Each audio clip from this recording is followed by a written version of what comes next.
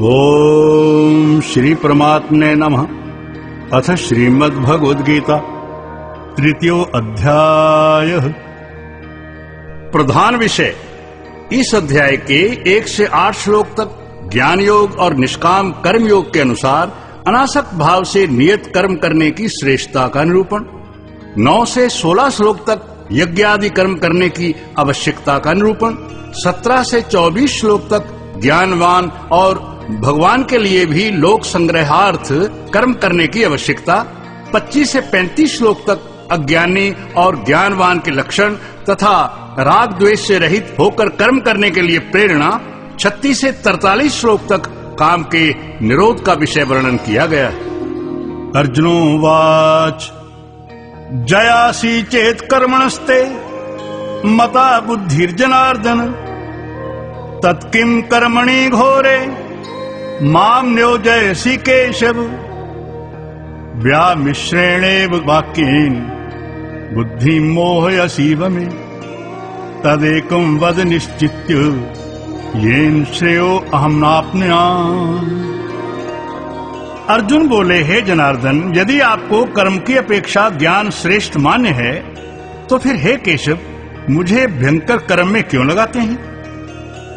आप मिले हुए से वचनों से मेरी बुद्धि को मानो मोहित कर रहे हैं। इसलिए उस एक बात को निश्चित करके कहिए जिससे मैं कल्याण को प्राप्त हो जाऊं। श्री भगवानोवाच लोके अस्मिन् द्विधा निष्ठा पुरा प्रोक्ता मया नघ ज्ञान योगेन सांख्यानाम कर्म योगेन योगिनाम।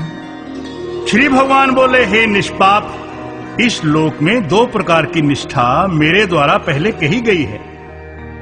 उनमें से सांख्य योगियों की निष्ठा तो ज्ञान योग से और योगियों की निष्ठा कर्म योग से होती है।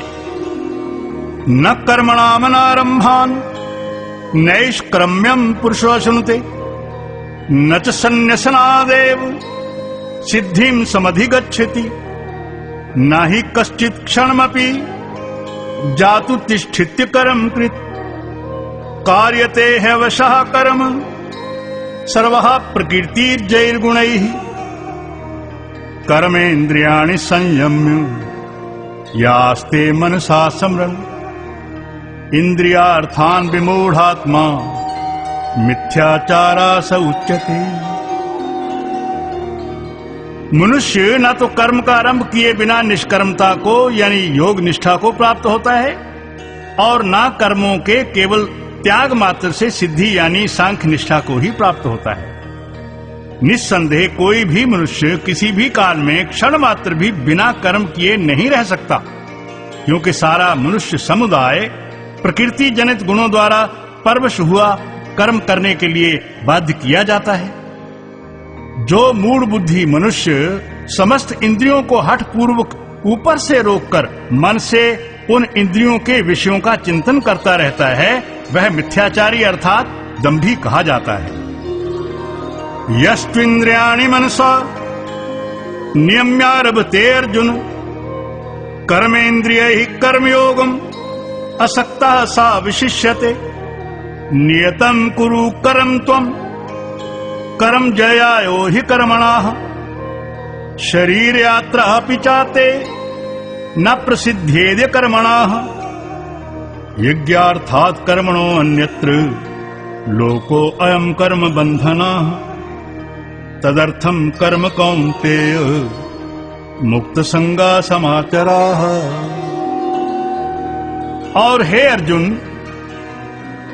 जो पुरुष मन से इंद्रियों को वश में करके अनासक्त हुआ कर्म इंद्रियों से कर्मयोग का आचरण करता है, वह श्रेष्ठ है। इसलिए तू शास्त्र विधि से नियत किए हुए स्वधर्म रूप कर्म को कर, क्योंकि कर्म ना करने की अपेक्षा कर्म करना श्रेष्ठ है तथा कर्म ना करने से तेरा शरीर निर्वाह भी नहीं सिद्ध होगा। और हे अर्जुन, बंधन के भय से भी कर्मों का त्याग करना योग्य नहीं, क्योंकि यज्ञ अर्थात विष्णु के निमित्त किए हुए कर्म के सिवाय अन्य कर्म में लगा हुआ ही यह मनुष्य कर्मों द्वारा बंधता है। इसलिए हे अर्जुन, आसक्ति से रहित हुआ उस परमेश्वर के निमित्त कर्म का भली प्रकार आचरण कर। सहयज्ञः प्रजा सृष्ट्वा पुरोवाच प्रजापति अनेन प्रसविश्वमध्वेश वो अस्तिष्ट कामधुक् देवान् भाव्यतानेन ते देवा भावयन्तु वः परस्परं भावयन्तः श्रेयः परं वाप्स्यत् इष्टान् भोगान् हि वो देवा दास्यन्ते यज्ञ भाविताः तैर्दत्तान् प्रदायेभ्यो यो भुंक्तेस्तेन एव साः। तथा कर्म ना करने से तू पाप को भी प्राप्त होगा, क्योंकि प्रजापति ब्रह्मा ने कल्प के आदि में यज्ञ सहित प्रजा को रचकर कहा कि इस यज्ञ द्वारा तुम लोग वृद्धि को प्राप्त होवो और यह यज्ञ तुम लोगों को इच्छित कामनाओं को देने वाला होवे तथा तुम लोग इस यज्ञ द्वारा देवताओं की उन्नति करो और वे देवता लोग तुम लोगों की उन्नति करें। इस प्रकार आपस में कर्तव्य समझकर उन्नति करते हुए परम कल्याण को प्राप्त होवोगे तथा यज्ञ द्वारा बढ़ाए हुए देवता लोग तुम्हारे लिए बिना मांगे ही प्रिय भोगों को देंगे। उनके द्वारा दिए हुए भोगों को जो पुरुष इनके लिए बिना दिए ही भोगता है वह निश्चय ही चोर है।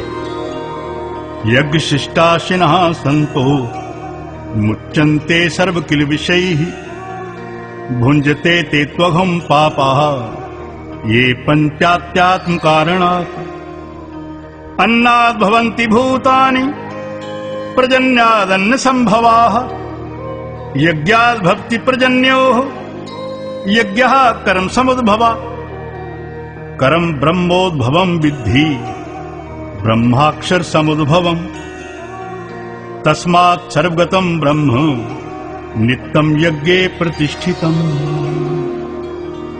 कारण कि यज्ञ से शेष बचे हुए अन्न को खाने वाले श्रेष्ठ पुरुष सब पापों से छूटते हैं और जो पापी लोग अपने शरीर पोषण के लिए ही पकाते हैं वे तो पाप को ही खाते हैं, क्योंकि संपूर्ण प्राणी अन्न से उत्पन्न होते हैं और अन्न की उत्पत्ति वृष्टि से होती है और वृष्टि यज्ञ से होती है और यह यज्ञ कर्मों से उत्पन्न होता है तथा उस कर्म को तू वेद से उत्पन्न हुआ जान और वेद अविनाशी परमात्मा से उत्पन्न हुआ है।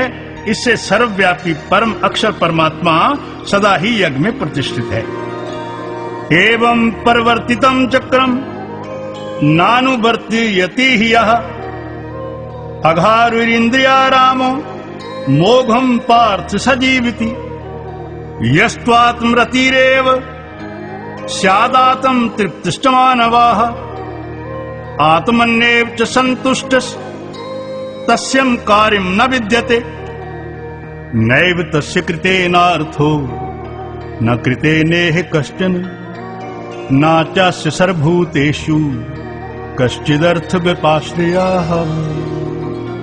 हे पार्थ, जो पुरुष इस लोक में इस प्रकार चलाए हुए सृष्टि चक्र के अनुसार नहीं वर्तता है अर्थात शास्त्र अनुसार कर्मों को नहीं करता है, वह इंद्रियों के सुख को भोगने वाला पाप आयु पुरुष व्यर्थ ही जीता है।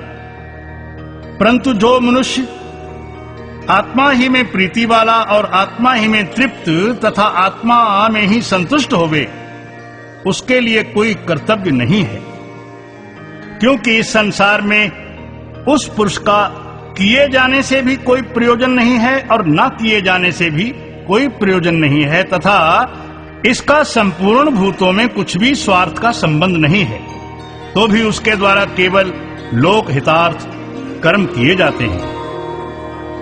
तस्माद् सक्तः सततं कार्यं कर्म समाचर असक्तो हि अचरन् कर्म परमाप्नोति पुरुषः कर्मणैव संसिद्धिम् आस्थितः जनकादयः लोक संग्रहम् एवापि संपश्यन् कर्तुमर्हसि यद् यदाचरति श्रेष्ठस् तत्तत् देवेतरो जनः सा यत् प्रमाणं कुरुते लोकस्तदनुवर्तते नामे पार्थास्ति कर्तव्यम् त्रिषु लोकेषु किंचन नानावाप्तम अवाप्तव्यम वर्त एव च कर्मणि।